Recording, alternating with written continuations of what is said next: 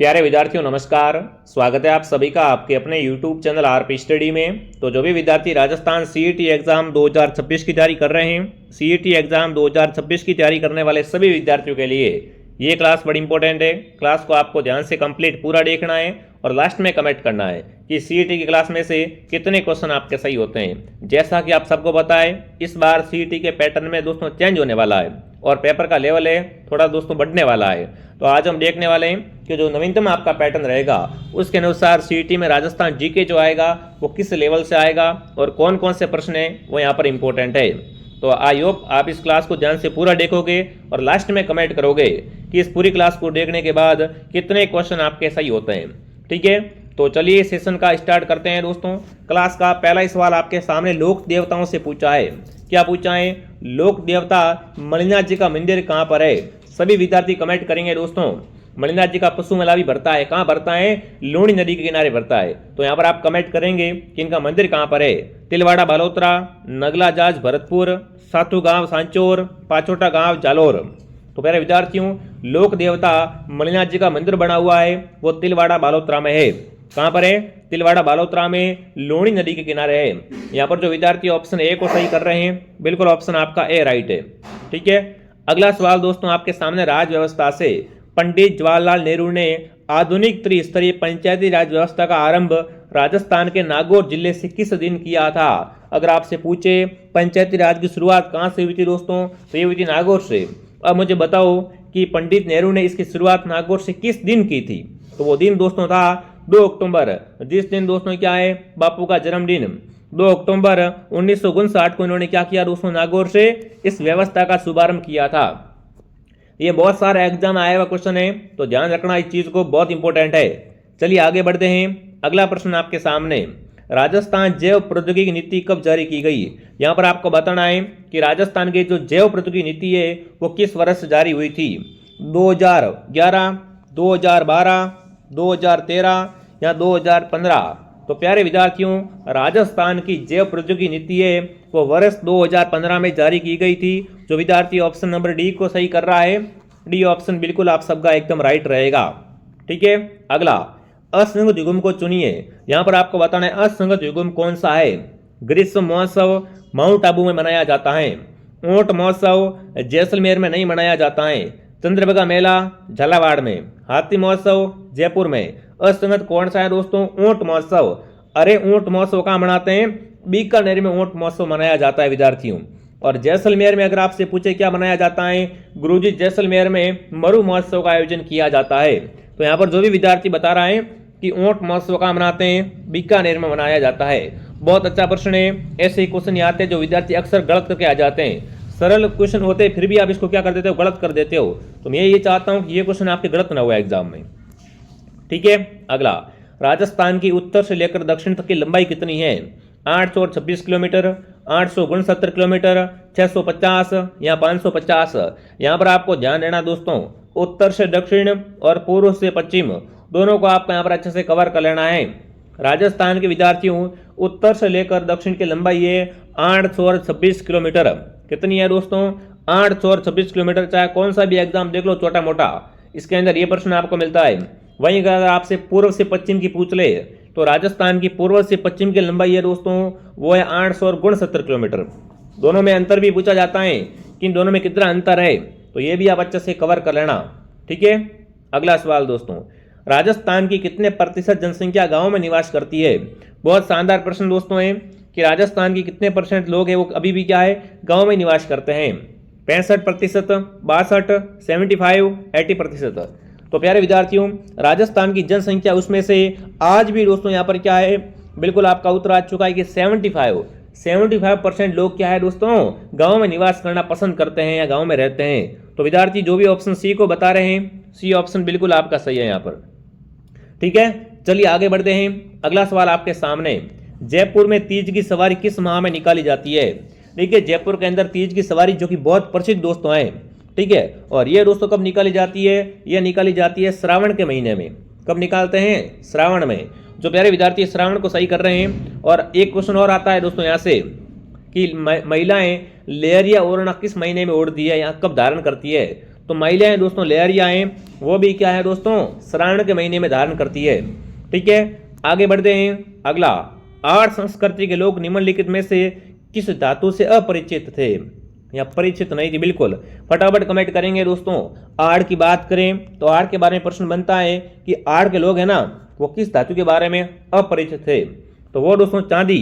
आड़ वासियों को चांदी की जानकारी नहीं थी दोस्तों, वो चांदी से परिचित नहीं थे। बाकी तांबे से थे, लोहे से थे, टीन से भी थे।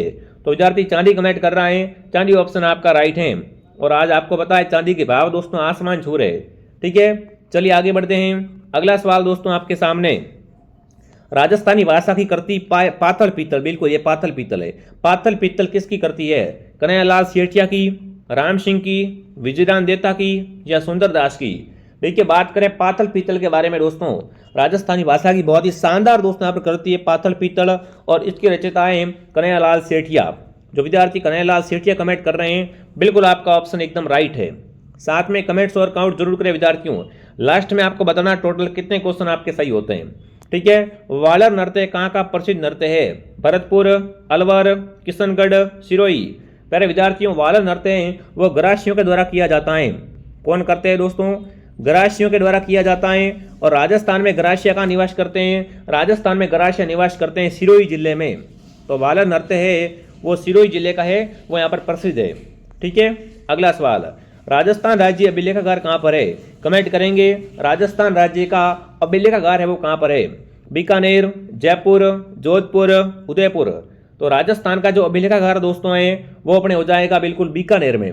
जो विद्यार्थी बीकानेर को सही कर रहे हैं, बीकानेर ऑप्शन आपका बिल्कुल राइट है। दोस्तों आगे बढ़ने से पहले जो विद्यार्थी बीएसटीसी एग्जाम 2026 की तैयारी कर रहे हैं या सीईटी की तैयारी कर रहे हैं दोस्तों, तो बीएसटीसी और सीईटी का संपूर्ण कोर्स है वो आपको हमारे पास मिल जाएगा। देखिए सीईटी एग्जाम दोस्तों बहुत जल्द होने वाला है, और सीईटी का अगर आप संपूर्ण कोर्स लेना चाहते हो तो प्ले स्टोर से आप आरपी स्टडी ऐप को डाउनलोड करें।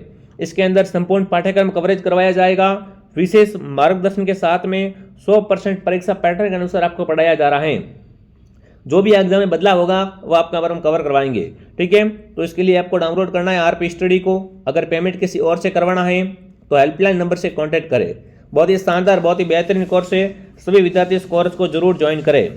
ठीक है, अगला प्रश्न देखते हैं क्या पूछा। अगला प्रश्न पूछा है, नसीराबाद छावनी में सैनिक विद्रोह कब हुआ? देखिए राजस्थान की क्रांति है 1857 की क्रांति, और ये क्रांति दोस्तों स्टार्ट कहाँ से होती है? इस क्रांति की शुरुआत होती है नसीराबाद छावनी से। तो मैं आपसे ये पूछ रहा हूँ, बताओ नसीराबाद छावनी में सैनिक विद्रोह कब हुआ था? तो ये हुआ था प्यारे साथियों 28 मई को। 28 मई 1857 को क्या हुआ था दोस्तों? नसीराबाद छावनी में सैनिक विद्रोह हुआ था। यानी जो विद्यार्थी ऑप्शन बी को सही कर रहे हैं, बी ऑप्शन बिल्कुल आपका राइट है। ठीक है, चलिए आगे बढ़ते हैं। अगला सवाल आपके सामने। अगला प्रश्न दोस्तों आपसे क्या पूछा है, फारसी इतिहासकार ने अस्मत वाला राजा किसे कहा है? यहाँ पर आपको बताना दोस्तों, फारसी इतिहासकारों ने किस शासक को अस्मत वाला राजा कहा है? राव चंद्रसेन, राव मालदेव, राव जोधा, राव बीका?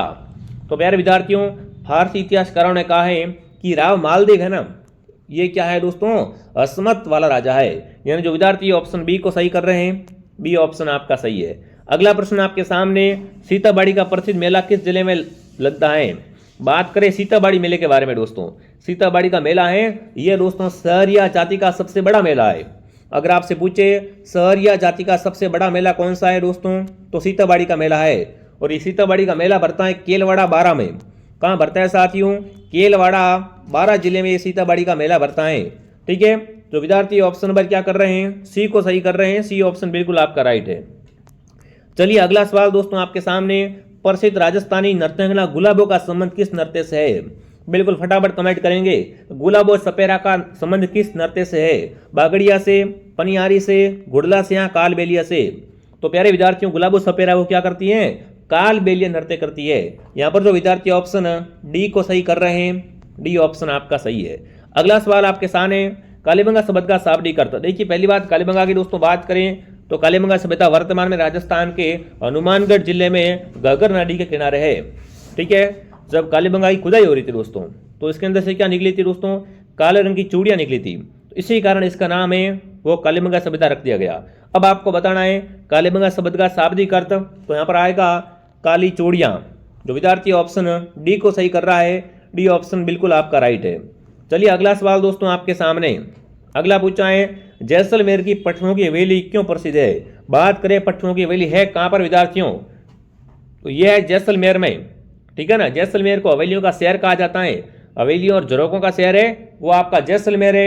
यहाँ पर सालिम सिंह की हवेली, नतमल की हवेली, पट्टनों की हवेली है, ये सारी हवेलियां दोस्तों यहाँ पर देखने को मिलती है। अब बात करें ये क्यों प्रसिद्ध है, क्यों इसको लोग देखने जाते हैं दोस्तों, तो इसकी दोस्तों मुख्य जो विशेषता है वो क्या है, पत्थरों की जालियों की जो कटाई की गई है वो बिल्कुल एकदम उस तरीके से की गई है, अट्रैक्टिव करती है लोगों को। तो विद्यार्थी ऑप्शन सी को सही कर रहा है, बिल्कुल सी ऑप्शन आपका एकदम राइट है। चलिए आगे बढ़ते हैं, अगला सवाल आपके सामने। अगला प्रश्न पूछा हुरडा सम्मेलन विद्यार्थियों, हुरडा सम्मेलन का उद्देश्य क्या था। पहली बात ये कब हुआ था दोस्तों, 1734 में हुरडा सम्मेलन दोस्तों है वो मेवाड़ के भीलवाड़ा में हुआ था। अब मुझे बताओ कि इसका उद्देश्य क्या था। अंग्रेजों के बढ़ते प्रभाव को रोकना, मुस्लिम आक्रांतकारों से राज्यों को बचाना, मराठों के बढ़ते हस्तक्षेप को रोकना, या इनमें से कोई नहीं। तो हुरडा सम्मेलन का उद्देश्य था विद्यार्थियों मराठों के बढ़ते हस्तक्षेप को रोकना। तो विद्यार्थी ऑप्शन सी को सही कर रहे हैं, यहाँ पर सी ऑप्शन बिल्कुल आपका राइट है। ठीक है, अगला सवाल दोस्तों आपके सामने। राजस्थान निर्माण के द्वितीय चरण में राजस्थान संघ की राजधानी किसे बनाया गया। एकीकरण दोस्तों 7 चरणों में हुआ था, उसमें से एकीकरण का दूसरा चरण है जिसका नाम क्या है, राजस्थान संघ। और राजस्थान संघ की राजधानी किसे बनाया गया, फटाफट कमेंट करेंगे सभी विद्यार्थी, सबके कमेंट आने चाहिए यहाँ पर। तो राजस्थान संघ की राजधानी है वो कोटा को बनाया गया था। जो विद्यार्थी कोटा को सही कर रहे हैं, कोटा ऑप्शन आपका राइट है। अगला सवाल आपके सामने। माणिकलाल वर्मा प्रधानमंत्री बनाए गए। यहाँ पर आपको बताना है दोस्तों कि माणिकलाल वर्मा को कहाँ के प्रधानमंत्री बनाया गया था। बहुत बेहतरीन, बहुत शानदार क्वेश्चन है, तो सभी के सभी विद्यार्थी कमेंट करेंगे। एकीकरण से दोस्तों चाहे कौन सा भी एग्जाम देख लो 100% प्रश्न मिलता है कहीं से। ठीक है, तो ये एकीकरण का बहुत शानदार क्वेश्चन है। तो देखें यहाँ पर सही उत्तर की बात करें दोस्तों, तो माणिकलाल वर्मा को विद्यार्थियों यहाँ पर संयुक्त राजस्थान का प्रधानमंत्री बनाया गया था। किसका प्रधानमंत्री, संयुक्त राजस्थान। अगला सवाल दोस्तों आपके सामने है। राजस्थान की किस प्रसिद्ध झील पर नटनी का चबूतरा बना हुआ है। राजस्थान में दोस्तों एक ऐसी झील है जहां पर क्या बना हुआ है, नटनी का चबूतरा। पहली बात, राजस्थान की लेक सिटी कौन सी है। राजस्थान में झीलों का शहर उदयपुर है, उदयपुर में फतेह सागर है, पिचोरा झील है विद्यार्थियों। उसके बाद अगर बात करें दोस्तों जैसलमेर झील, जो राजस्थान की मीठे पानी की सबसे बड़ी झील है, कृत्रिम झील है। ठीक है, तो देखिए विद्यार्थियों नटनी का चबूतरा बना हुआ है, ये कहाँ बना हुआ है, तो राजस्थान में नटनी का चबूतरा दोस्तों है वो पिचोरा झील की पहाड़ पर है। तो विद्यार्थी ऑप्शन नंबर बी को सही कर रहा है, यहाँ पर बी ऑप्शन क्या है, एकदम बिल्कुल राइट है। ठीक है, चलिए आगे बढ़ते हैं। अगला सवाल, राजस्थान के लोक पुरुष माने जाते हैं। राजस्थान के लोक पुरुष किसे कहा जाता है, फटाफट एक बार कमेंट करके बता देंगे। यहाँ पर राजस्थान के लोह पुरुष माने जाते हैं, कौन माने जाते हैं बताओ दोस्तों। बहुत बढ़िया, वेरी गुड। तो राजस्थान के लोह पुरुष की दोस्तों बात करें तो आप सबका उत्तर एकदम बढ़िया तरीके से आ रहा है। क्या बात है भाई, सब लग रहा है बढ़िया तरीके से तैयारी कर रहे हो अब की बार, तो है ना। तो राजस्थान के लोह पुरुष दोस्तों हैं दामोदर लाल व्यास को कहा जाता है। अगला सवाल, प्रसिद्ध बेणेश्वर धाम कहाँ पर है। बेणेश्वर धाम को आदिवासियों का कुंभ कहा जाता है दोस्तों। आदिवासियों का सबसे बड़ा मेला है वो कौन सा है, बेणेश्वर मेला। और बेणेश्वर मेला विद्यार्थियों सोम माई और जाखम के संगम पे भरता है दोस्तों। कहाँ भरता है ये भरता है मेरे विद्यार्थियों नवाटापुरा गांव डूंगरपुर में। तो जो विद्यार्थी ऑप्शन ए को सही कर रहे हैं, ए ऑप्शन आपका राइट है। देखो मैं आपको वही क्वेश्चन करवाऊंगा जो आपको एग्जाम में दोस्तों वो सीधे मिलेंगे। ठीक है, इस बार चाहे कितना भी सीईटी के पैटर्न में चेंज आ जाए, कितना भी बदलाव आ जाए, बट आपको ये क्लासें हमारी क्लासों से बाहर है वो कुछ नहीं आएगा, क्योंकि उस तरीके से ही पढ़ा रहे, उस लेवल से ही पढ़ा रहे। अगला है दोस्तों, तारकिन का उर्स किस जिले में आयोजित होता है। तारकिन का उर्स बढ़ता है मेरे विद्यार्थियों, ये बढ़ता है नागौर में। यहाँ पर आपका उत्तर रहेगा नागौर। अगला सवाल, मावट वर्षा जिनसे होती है वह है। पहली बात तो मावट क्या होती है दोस्तों, शीतकाल की वर्षा। जब सर्दियों में वर्षा होती है उसे क्या बोलते हैं, मावट कहा जाता है। और मावट होने का दोस्तों मुख्य कारण है वो क्या है, वो आपको बताना है। तो मावट दोस्तों होती है पश्चिमी विक्षोभ से। किससे होती है, पश्चिमी विक्षोभ द्वारा मावट होती है। अगला सवाल दोस्तों, बिल्कुल ये प्रश्न दोबारा आ गया है, तो यहाँ पर आपका उत्तर रहेगा पिचोरा झील। अगला सवाल देखते हैं आपसे क्या पूछा है। राजपूत चित्रकला की किस शैली से संबंधित निहाल चंद है। निहाल चंद की बात करें विद्यार्थियों, राजस्थानी की आप कह सकते हो मोनालिसा। राजस्थान की मोनालिसा किससे कहते हैं दोस्तों, तो बनी ठनी पेंटिंग को राजस्थान की मोनालिसा कहा जाता है। वहीं पे बात करें विद्यार्थियों, बनी ठनी है उसका संबंध किशनगढ़ चित्रशैली से, और बनी ठनी का पेंटर कौन था, तो निहालचंद इसका पेंटर था। तो आपका उत्तर रहेगा यहाँ पर किशनगढ़ चित्रशैली। निहालचंद का संबंध है वो किशनगढ़ चित्रशैली से था। अगला सवाल दोस्तों आपके सामने, पशु पक्षियों को महत्व देने वाली चित्रशैली। दोस्तों ऐसी चित्रशैली जिसमें क्या है, पशु पक्षियों के चित्र बनाए हो, पशु पक्षियों को महत्व प्रदान किया हो, वो शैली कौन सी है दोस्तों, फटाफट एक बार कमेंट करेंगे। तो बिल्कुल पशु पक्षियों को दोस्तों महत्व देने वाली चित्रशैली है वो यहाँ पर आपकी रहेगी बिल्कुल बूंदी चित्रशैली। कौन सी, बूंदी चित्रशैली। अगला सवाल, अगला प्रश्न आपसे पूछा है, चावंड की चित्रशैली किसके शासनकाल में प्रारंभ हुई थी। बात करें दोस्तों चावंड के बारे में, चावंड महाराणा प्रताप की अंतिम राजधानी थी। महाराणा प्रताप ने जब हल्दीघाटी का युद्ध किया था दोस्तों, उसके बाद उन्होंने अपनी राजधानी वो चेंज कर दी थी, और वो कहाँ ले आए थे, चावंड में ले आए थे। तो आपको बताना है दोस्तों कि चावंड चित्रशैली किसके शासनकाल में स्टार्ट हुई थी, तो आप कर देना महाराणा प्रताप। क्या कर देना विद्यार्थियों, महाराणा प्रताप को सही कर देना। अगला सवाल दोस्तों पूछा है, ऊंट की खाल पर चित्रांकन किस चित्रशैली की विशेषता है। कमेंट करेंगे विद्यार्थियों, ऊंट की खाल पर चित्र बनाना किस शैली की विशेषता है, मेवाड़ शैली, मारवाड़ शैली, किशनगढ़ शैली, बीकानेर शैली। तो बिल्कुल बीकानेर शैली की विशेषता है ऊंट की खाल पर चित्र बनाना। ठीक है। अगला सवाल दोस्तों, मंडावा क्यों प्रसिद्ध है। मंडावा दोस्तों है वो भित्ति चित्रों के कारण प्रसिद्ध है। तो विद्यार्थी ऑप्शन ए को राइट कर रहा है, ऑप्शन ए आपका राइट है। अगला सवाल दोस्तों, रणथंभौर के चौहान राजवंश का संस्थापक कौन था। कमेंट करेंगे विद्यार्थियों, रणथंभौर के चौहान राजवंश का संस्थापक था विद्यार्थियों, वो था गोविंदराज।